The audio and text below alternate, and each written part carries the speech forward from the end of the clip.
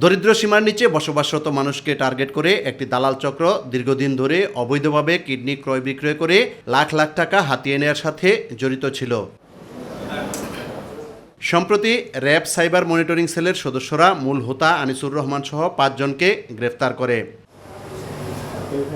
কারওয়ান বাজারে RAB media সেন্টারে আয়োজিত সংবাদ সম্মেলনে র্যাব ১-এর অধিনায়ক লেফটেন্যান্ট কর্নেল মোস্তাক আহমেদ দাবি করেন, দীর্ঘদিন ধরে চক্রটি মোটা অঙ্কের টাকার বিনিময়ে রোগীদের কিডনি জোগাড় করে দিয়ে দাতাদের ঠকিয়ে আসছিল।